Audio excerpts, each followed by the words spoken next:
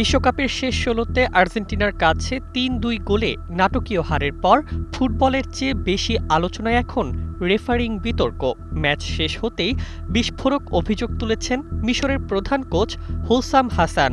তার দাবি, মাঠের কিছু সিদ্ধান্ত ছিল একেবারেই অন্যায্য, আর সেই সিদ্ধান্তের পেছনে ছিল বিশ্ব চ্যাম্পিয়ন আর্জেন্টিনা এবং লিওনেল মেসিকে টুর্নামেন্টে টিকিয়ে রাখার অদৃশ্য চাপ।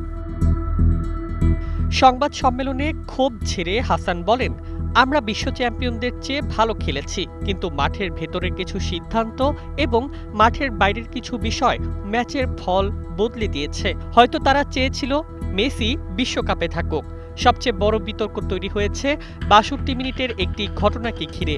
মোস্তফা জিকো দুর্দান্ত এক গোল করে মিশরকে ২-০ ব্যবধানে এগিয়ে নিয়েছিলেন, কিন্তু ভিএআর এর হস্তক্ষেপে গোলটি বাতিল করা হয়। রিভিউতে দেখানো হয় আক্রমণ শুরুর আগে মারওয়ান আত্তিয়া আর্জেন্টিনার লিসান্দ্রো মার্তিনেজের বিরুদ্ধে ফাউল করেছিলেন।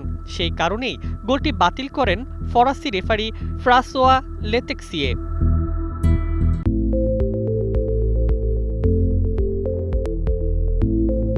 অন্যদিকে ম্যাচের শেষ দিকে এনজো ফার্নান্দেজের জয়সূচক গোলের আগে আর্জেন্টিনার আলেক্সিস ম্যাক অ্যালিস্টারের বিরুদ্ধে জার্সি টানার অভিযোগ তোলে মিশর। এছাড়া মোহাম্মদ সালাহও পেনাল্টির দাবি করেছিলেন, তবে দুই ক্ষেত্রেই ভিএআর মাঠের রেফারির সিদ্ধান্ত বহাল রাখে। হাসানের অভিযোগ, আমাদের গোল বাতিল করা হলো, কিন্তু আর্জেন্টিনার ফাউলগুলো দেখা হলো না। আমরা সম্মানও পাইনি, ন্যায় বিচারও পাইনি। ম্যাচ শেষে রেফারির সঙ্গে তর্কের কথাও স্বীকার করেন তিনি। তার ভাষায়, আমি শুধু বলেছি এটা অন্যায়। তবে ক্রীড়াভিত্তিক সংবাদ মাধ্যম ইএসপিএন এর রেফারিং বিশ্লেষক ও সাবেক premier league referee Andy Davies ভিন্ন মত দিয়েছেন।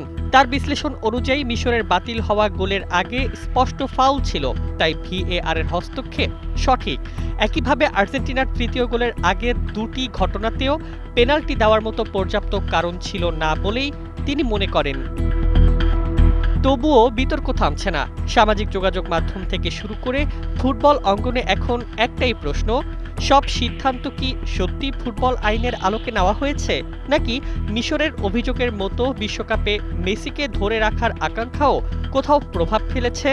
সেই বিতর্কের উত্তর হয়তো সহজে মিলবে না, কিন্তু এই ম্যাচের রেফারিং নিয়ে আলোচনা যে আরও দীর্ঘদিন চলবে তা বলাই যায়।